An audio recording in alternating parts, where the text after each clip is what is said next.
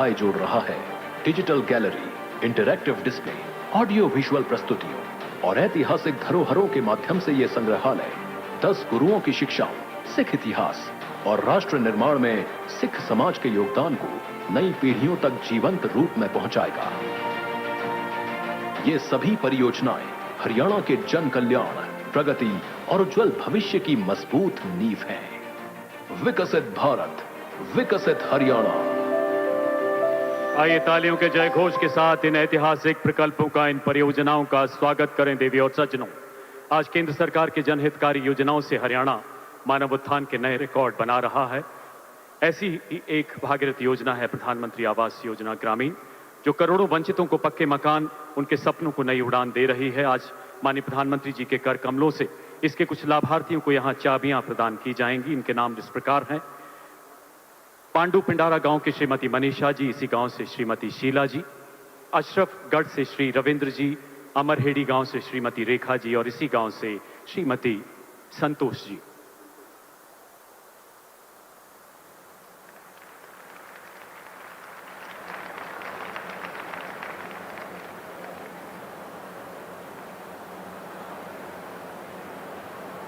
एक बार पुनः तालियों के जय घोष से इन अलौकिक पलों का स्वागत करें। माननीय प्रधानमंत्री जी का धन्यवाद करें। देवी और सज्जनों,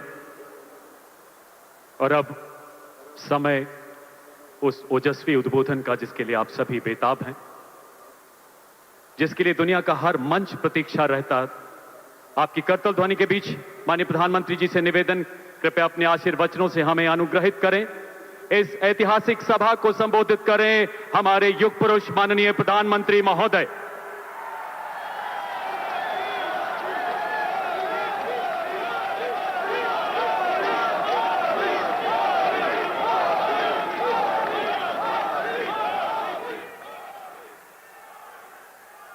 भारत माता की,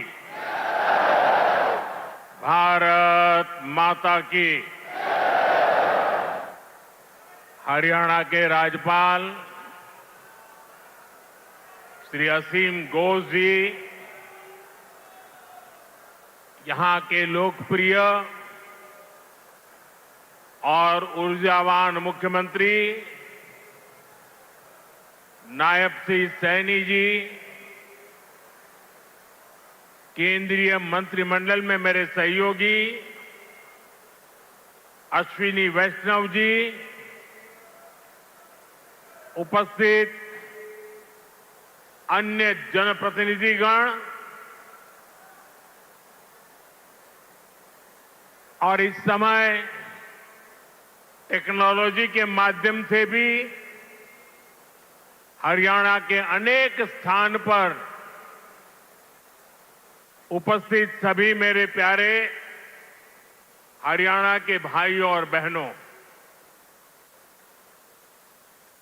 ये कुछ फोटो वोटो लाए हैं, ले लो भाई, वरना पीछे किसी को दिखाई नहीं देगा।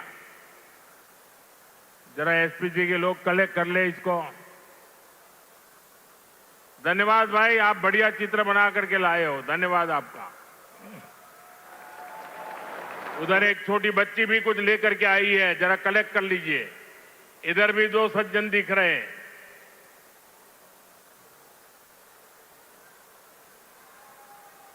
और फिर आराम से बैठ जाइए सब लोग। आपके प्यार के लिए, आपकी इस कला साधना के लिए मैं आप सबका धन्यवाद करता हूं जी। साथियों, जिंद की इस गौरवशाली भूमि से आप सभी को मेरी राम राम।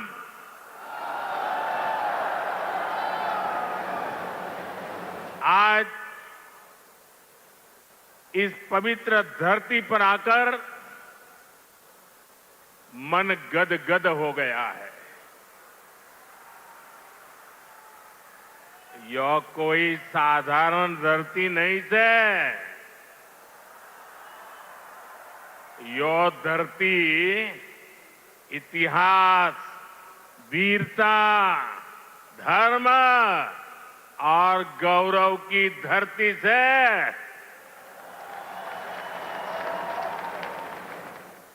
शक्तिपीठ माता जयंतिया का नाम और आशीर्वाद इस शहर पर बना रहता है। और मेरे लिए तो जिंद आना पुरानी यादों का झरोखा खोलने जैसा है। मैं बैठे बैठे कई चेहरे देख रहा था, पुराने, सारे परिचित चेहरे। बहुत लोग होंगे जो क्लेम करते होंगे कि मैं उनके स्कूटर पर जींद में आया करता था। कई दशक पहले मैं संगठन के काम से पहली बार जींद आया था। फिर आप लोगों ने मुझे जो अपनत्व दिया, जो प्रेम दिया, वो आज तक मैं भूला नहीं हूं।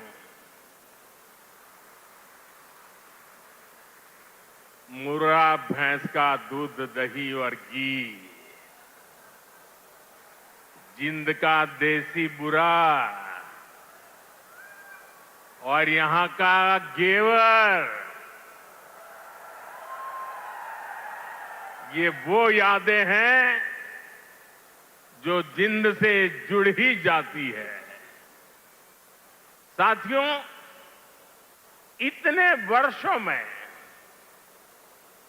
जिंद का घी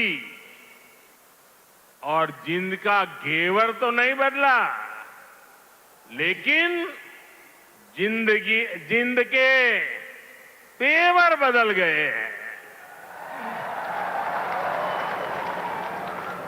आज जिंद बीजेपी एनडीए के सुशासन मॉडल की तस्वीर बन रहा है।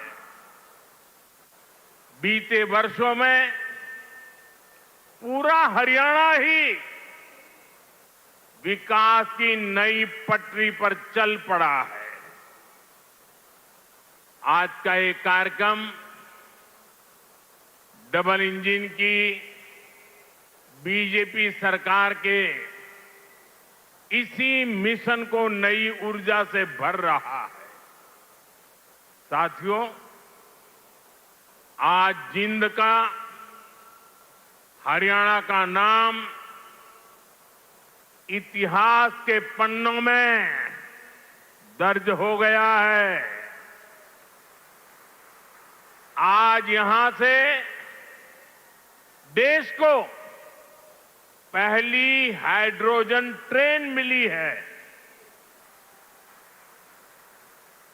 आपको याद होगा साथियों, आज भी हम पढ़ते हैं, सुनते हैं कि भारत में पहली ट्रेन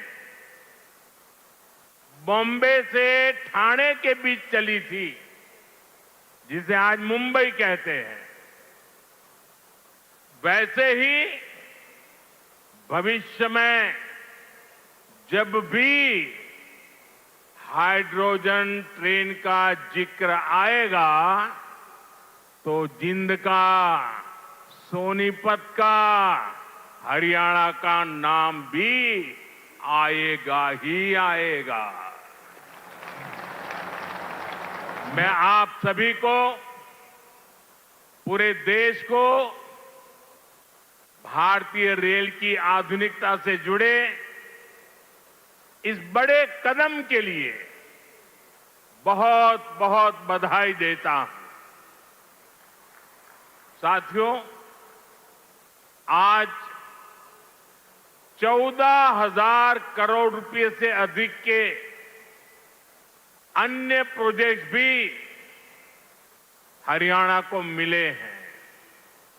इसमें रेलवे के, हाईवे के अनेक प्रोजेक्ट्स हैं, हमारी विरासत से जुड़े प्रोजेक्ट्स हैं और 2 नए मेडिकल कॉलेज भी हरियाणा की सेवा के लिए समर्पित है। भिवानी में पंडित नेकीराम शर्मा मेडिकल कॉलेज और नारनौल में महर्षि च्यवन मेडिकल कॉलेज और राव तुलाराम अस्पताल, इससे हरियाणा की स्वास्थ्य सेवा और सशक्त होगी। साथ ही इस यहां के नौजवानों के लिए डॉक्टर और अन्य मेडिकल प्रोफेशनल्स बनने के नए रास्ते भी बनेंगे। इन सभी प्रोजेक्ट्स के लिए भी हरियाणा के मेरे सभी भाई बहनों को बहुत बहुत बधाई। साथियों, आज जिंद और हरियाणा के लोगों की मैं एक और बात के लिए सराहना करूंगा। स्वच्छता से स्वागत पहल को आपने जिस गंभीरता से लिया है, जिस तरह मेरे आने से पहले यहां के लोग स्वच्छता अभियान में नए सिरे से, नई ऊर्जा से जुटे हैं, वो दिल खुश कर देने वाला है।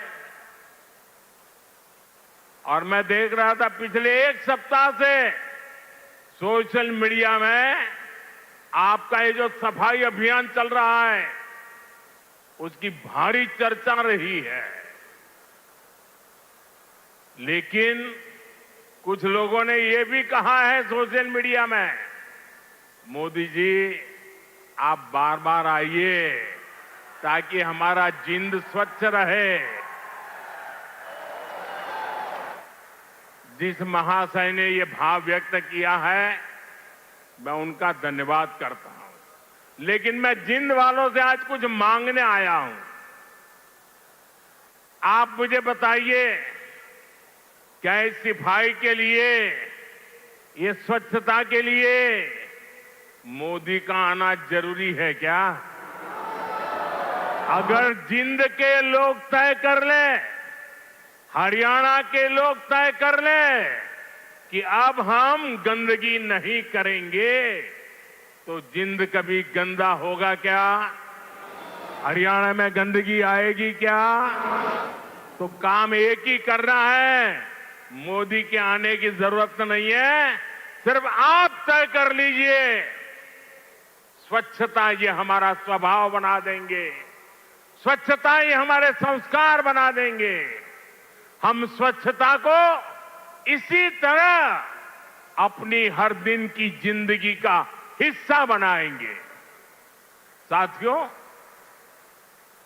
अगर हम रेलवे के इतिहास पर नजर डालें तो पाते हैं कि 19वीं सदी के रेलवे की पहचान स्टीम इंजन से बने थे। 20वीं सदी की पहचान डीजल और बिजली से चलने वाली रेल बनी, और अब 21वीं सदी की रेल हाइड्रोजन से चलने वाली है। आज भारतीय रेल ने भी 21वीं सदी की इस टेक्नोलॉजी में एक बड़ा स्टेप लिया है। आज जिंद से सोनीपत के बीच हाइड्रोजन ट्रेन चली है। अभी ये सफर 90 किलोमीटर का है, लेकिन भविष्य में इसका विस्तार होने की बहुत संभावनाएं हैं। हम इस पर रिसर्च करते रहेंगे, लागत कम कैसे हो इसका तरीका ढूंढते रहेंगे, एफिशिएंसी कैसे बढ़े इस पर काम करते रहेंगे, और बड़ी जांच पड़ताल करते करते एक के बाद एक कदम उठाते जाएंगे। दुनिया में हाइड्रोजन ट्रेन अभी अभी आई है, करीब 7-8 साल पहले ही अस्तित्व में आई है। अभी दुनिया के 3 या 4 देश ही हैं जिनके पास हाइड्रोजन ट्रेन चलाने का सामर्थ्य है और जिन देशों में अभी ऐसी हाइड्रोजन ट्रेन भी चल भी रही है वहां बहुत शुरुआती दौर में है। लेकिन भारत की जो ये हाइड्रोजन ट्रेन है उसके सामर्थ्य के बारे में सुनकर आपको भी गर्व होगा, एक एक हिंदुस्तानी को गर्व होगा। साथियों, जिंद से सोनीपत को चलने वाली हाइड्रोजन ट्रेन दुनिया की सबसे ताकतवर हाइड्रोजन ट्रेन है।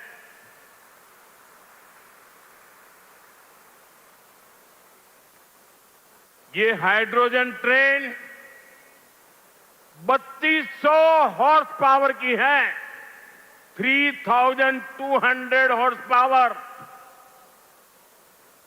और सबसे ताकतवर ही नहीं, भारत की हाइड्रोजन ट्रेन सबसे लंबी भी है। दुनिया में जहां हाइड्रोजन ट्रेन चल रही है वो 3 या 4 कोच वाली है और भारत ने पहली बार में सीधे 10 कोच वाली हाइड्रोजन ट्रेन चलाकर दुनिया में अपना झंडा गाड़ दिया है। साथियों, मैं आपको गर्व की एक और बात बताना चाहता हूं। भारत की यह हाइड्रोजन ट्रेन धुआं रहित तो है ही, ये मेक इन इंडिया का भी एक बहुत सफल उदाहरण है। इस हाइड्रोजन ट्रेन को भारत के ही इंजीनियर्स ने डिजाइन किया है, भारत की ही कंपनी ने इसको बनाया है। साथियों, यह हाइड्रोजन ट्रेन बाकी ट्रेनों से बिल्कुल अलग है। इसके लिए पूरा सिस्टम अलग चाहिए, पूरा इंफ्रास्ट्रक्चर अलग चाहिए। यहां जिंद में भी इसके लिए तमाम सारी व्यवस्थाएं बनाई गई है और साथियों, आने वाले समय में यहां हाइड्रोजन ट्रेन से जुड़ा और भी इंफ्रास्ट्रक्चर बनेगा। नई नई फैक्ट्रियां लगेगी जो हाइड्रोजन ट्रेन नेटवर्क की जरूरतों को पूरा करेगी। यानी इस ट्रेन से हरियाणा के नौजवानों के लिए रोजगार के अनेक नए अवसर बनने तय है। साथियों, पिछले 12 वर्षों में भारतीय रेल में जो ये बड़े बदलाव हुए, इससे भारत को एक और फायदा हुआ है। आप देख रहे हैं कि पिछले कई महीनों से पश्चिम एशिया में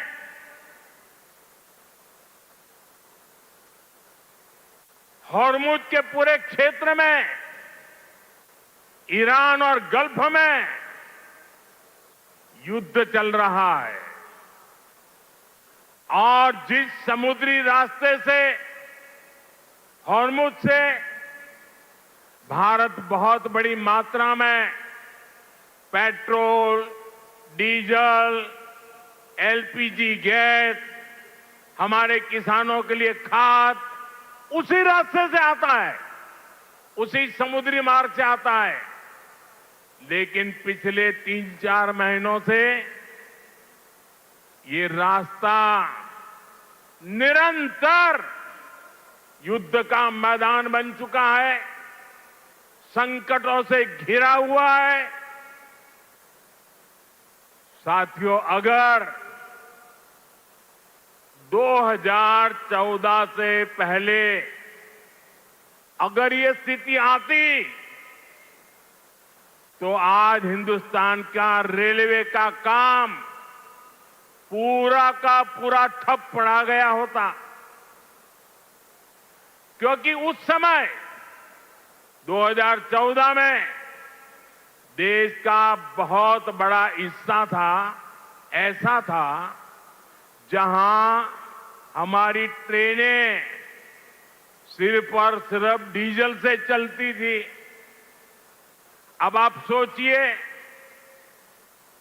अगर डीजल आना बंद हो गया होता और डीजल से चलने वाली ट्रेनें कैसे चलती, देश कितने बड़े संकट में आ जाता। लेकिन साथियों, 2014 की स्थिति नहीं है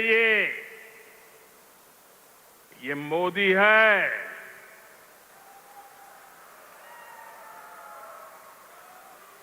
बहुत पहले सोचता भी है और समस्या के समाधान के रास्ते भी जमीन पे उतारता है।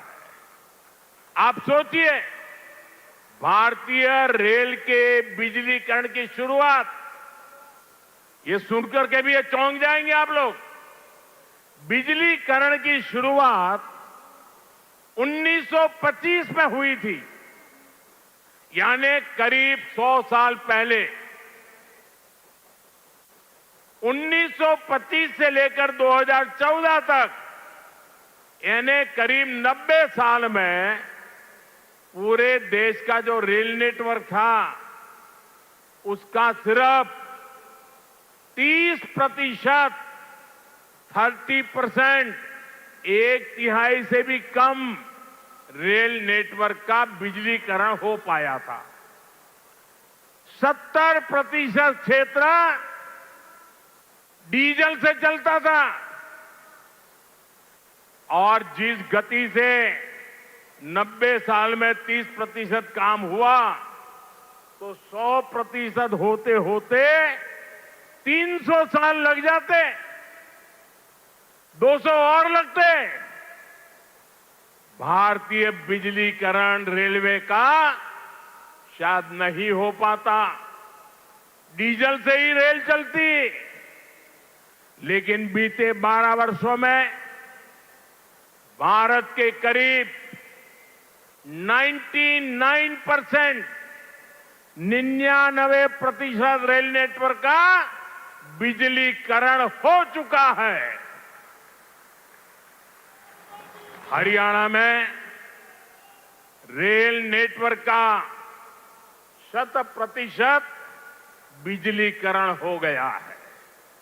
इस वजह से लड़ाई होने के बावजूद भी, तेल का संकट पैदा होने के बावजूद भी भारत की रेल रुकी नहीं है, भारत की विकास की गाड़ी अटकी नहीं है, ट्रेनें निरंतर चलती रही।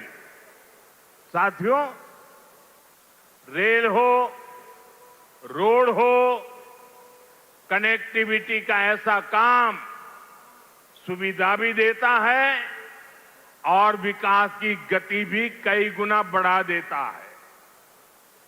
आज जिंद जो इतने सारे हाईवे से जुड़ रहा है, अभी इस मंच से भी 3 बड़े प्रोजेक्ट शुरू हुए हैं। दिल्ली, अमृतसर, कटरा एक्सप्रेस वे के हरियाणा वाले हिस्से का लोकार्पण हुआ है। जींद गोहाना नेशनल हाईवे भी राष्ट्र को समर्पित किया गया है।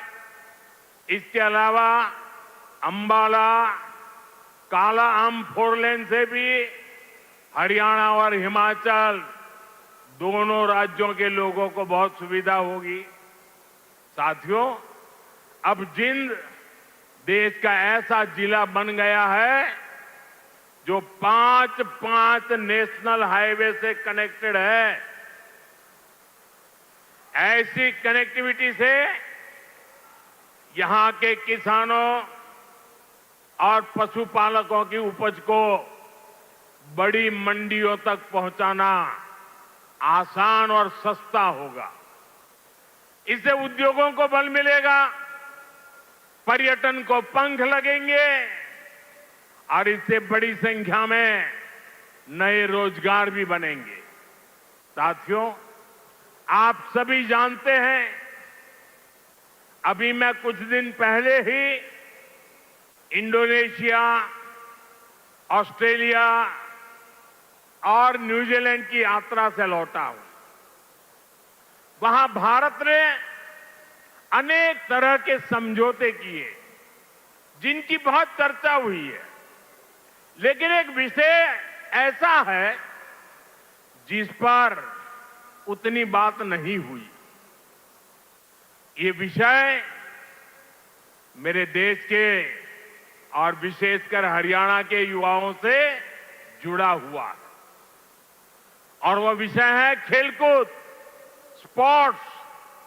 साथियों, ऑस्ट्रेलिया और न्यूजीलैंड में वहां की सरकारों से स्पोर्ट्स को लेकर मेरी व्यापक चर्चा हुई है। इन दोनों देशों के साथ मिलकर आने वाले समय में हम स्पोर्ट्स इंडस्ट्री, खिलाड़ियों की ट्रेनिंग, ऐसे अनेक मामलों में बहुत सारा काम साथ मिलकर करने वाले हैं। इससे हरियाणा के युवाओं को भी बहुत लाभ होगा। साथियों, आज भारत में स्पोर्ट्स को फिटनेस और रोजगार का बड़ा माध्यम बनाया जा रहा है। हमारी सरकार ने नई नेशनल स्पोर्ट्स पॉलिसी, खेलो भारत नीति भी बनाई है। खेलो इंडिया अभियान से लेकर टॉप स्कीम तक आज खिलाड़ियों को अभूतपूर्व सुविधाएं मिल रही हैं। उन्हें हजारों रुपयों की आर्थिक मदद दी जा रही है। यहां हरियाणा में भी भाजपा सरकार खेल और खिलाड़ियों को बहुत प्रोत्साहन दे रही है। साथियों, आज ये कार्यक्रम भले हाइड्रोजन ट्रेन का है, दूसरी विकास परियोजनाओं का है, लेकिन मैं आज यहां के नौजवानों से एक और बात भी कहने आया हूं। आप सभी जानते हैं, साल 2030 में भारत कॉमनवेल्थ गेम्स को होस्ट करने वाला है। 2036 में ओलंपिक गेम्स भारत में हो, इसके लिए भी हम पूरी तैयारी कर रहे हैं। इसलिए हर खिलाड़ी को जोरदार तैयारी करनी है, पूरा दमखम लगाना है। मैं आपको विश्वास दिलाता हूं कि डबल इंजन की बीजेपी सरकार आपको हर सुविधा देगी और जो 36 के ओलंपिक को देखना चाहते हैं, आज जो 5 से 12, 15 की उम्र के बच्चे हैं ना, हमें उस पर ध्यान केंद्रित करना होगा। और एक बात और भी बता दूं, आने वाले समय में अहमदाबाद में world police and fire games जो होने वाली है, मैं हरियाणा के साथियों से कहूंगा कि आप इसके लिए भी खूब तैयारी कीजिए। मुझे पक्का विश्वास है, हरियाणा के बेटे बेटियां हमेशा की तरह इनमें भी अपना परचम लहराएंगे। साथियों, हरियाणा की डबल इंजन सरकार सबका साथ सबका विकास के मंत्र पर चल रही है। नायब सिंह जी के नेतृत्व में हरियाणा सरकार यहां के नौजवान हो, किसान हो, बहनें बेटियां हो, सबके लिए बेहतरीन काम कर रही है। बिना खर्ची पर्ची के नौकरी देने का जो रास्ता हरियाणा सरकार ने दिखाया है, वो इतना आसान नहीं था, लेकिन ये भाजपा सरकार ने करके दिखाया है।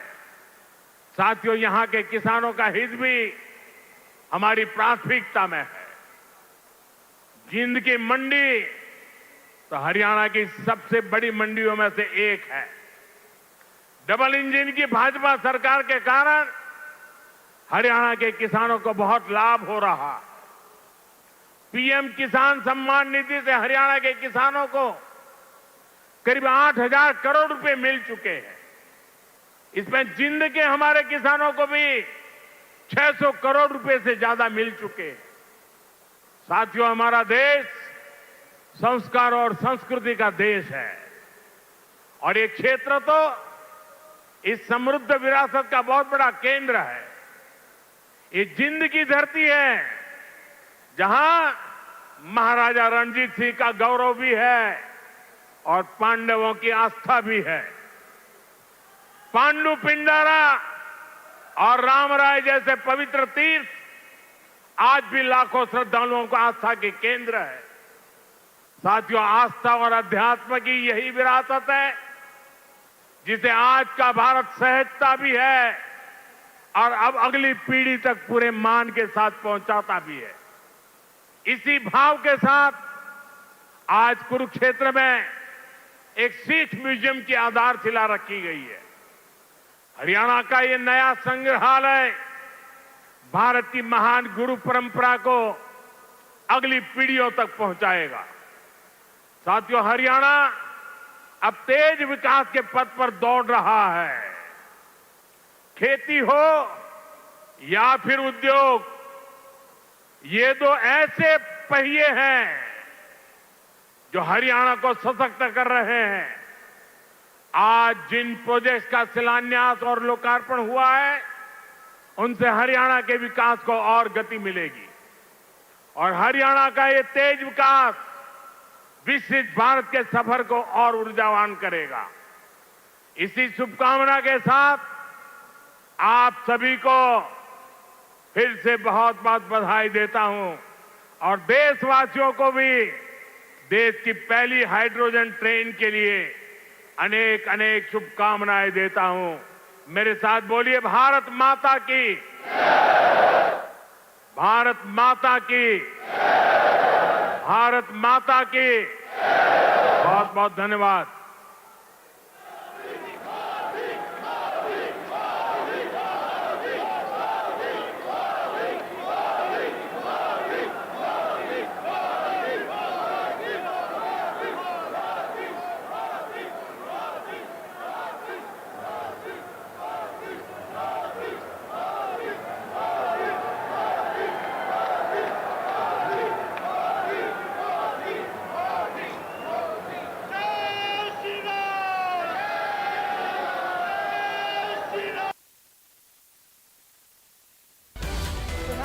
को सुन रहे थे आप जींद से। प्रधानमंत्री मोदी ने देश की पहली हाइड्रोजन ट्रेन को रवाना किया, साथ ही साथ उन्होंने संबोधित किया और कई बड़ी बातों का जिक्र यहां पर पीएम मोदी की ओर से किया गया है।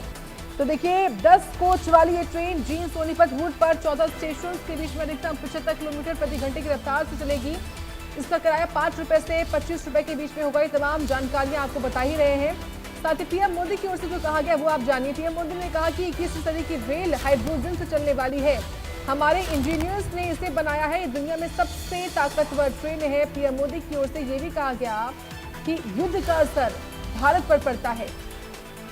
उन्होंने कहा कि अगर होर्मुज स्ट्रेट में युद्ध जैसे हालात बनते हैं तो उसका असर भारत पर भी पड़ता है, क्योंकि इसी समुद्री मार्ग से देश में पेट्रोल, डीजल और खाद समेत कई जरूरी वस्तुओं की आपूर्ति होती है।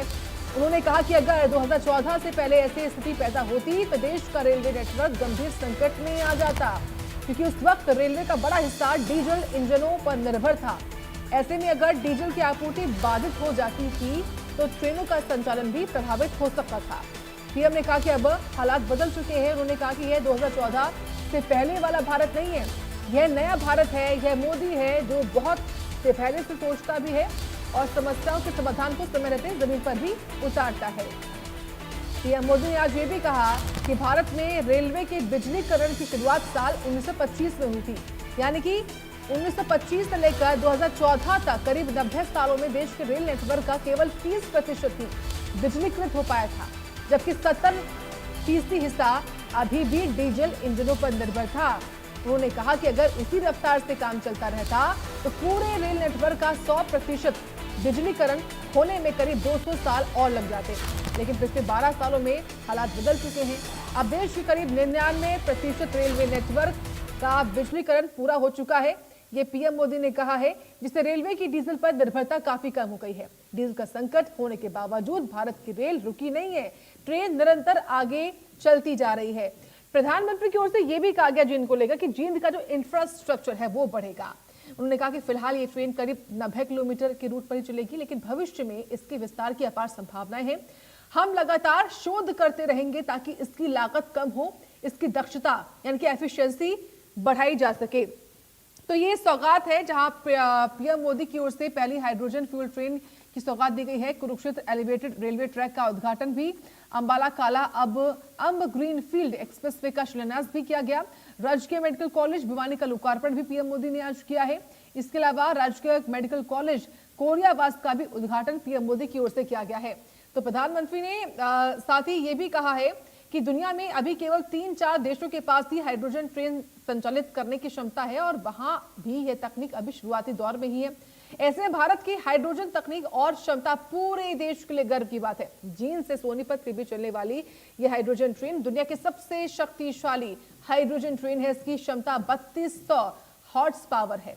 इसके साथ ही यह परिचालन दूरी के लिहाज से भी दुनिया की सबसे लंबी हाइड्रोजन ट्रेन सेवाओं में से एक है। इस हाइड्रोजन ट्रेन को भारत के ही इंजीनियर्स ने डिजाइन किया है, भारत की ही कंपनी ने इसे बनाया और जींद में और इंफ्रास्ट्रक्चर बढ़ेगा और कंपनियां इससे आएंगी।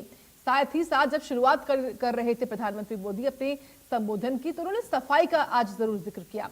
प्रधानमंत्री की ओर से कहा गया कि आज सफाई देखकर मन खुश हुआ है।